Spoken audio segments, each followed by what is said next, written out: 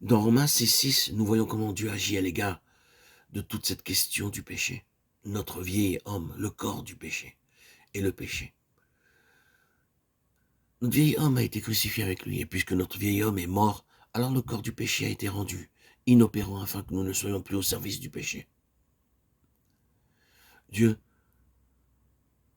ne traite pas directement le corps du péché ni le péché, mais notre vieil homme, et puisqu'il est mort, le corps du péché est rendu inopérant, inemployé, sans effet, aboli.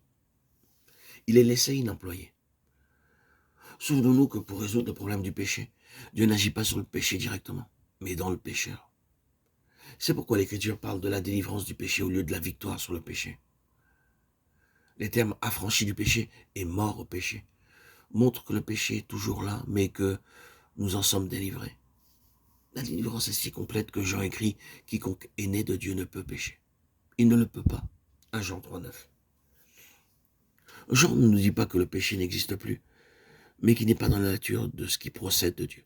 Le bois ne peut pas couler, c'est dans sa nature. Il en sera autrement si une main le maintient dans l'eau. Ce qui est en Christ ne peut pas pécher. Ce qui est en Adam peut pécher et le pourra toujours.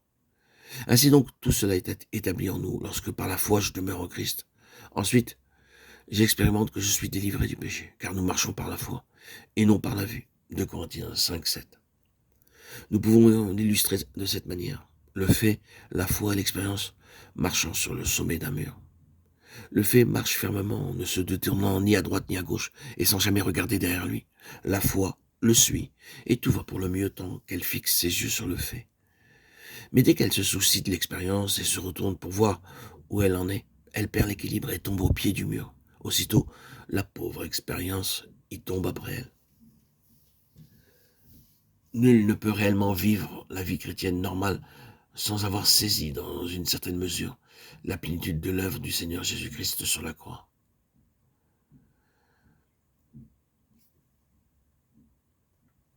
On ne peut être chrétien si nos péchés n'ont pas été traités et lavés par le sang de Jésus-Christ.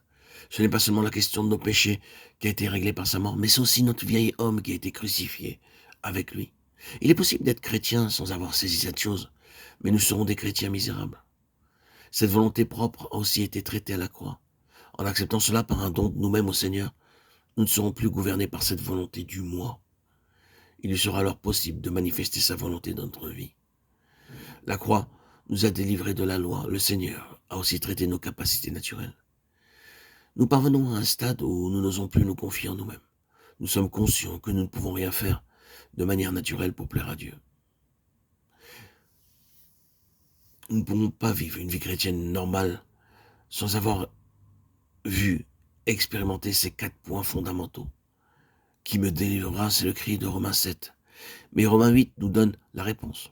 Paul glorifie Dieu en s'écriant « Grâce soit rendue à Dieu par Jésus-Christ notre Seigneur » Romains 7, 25. Ainsi, nous apprenons que la vie que nous devons vivre, c'est seulement la vie de Jésus-Christ, la vie chrétienne. Ce n'est pas que nous vivions notre vie comme Christ ou d'essayer d'être comme Christ. Non, c'est Christ qui nous donne sa puissance pour vivre de sa propre vie. C'est Christ lui-même qui vit sa vie en nous. Non plus moi, mais Christ. Galates 2, 20.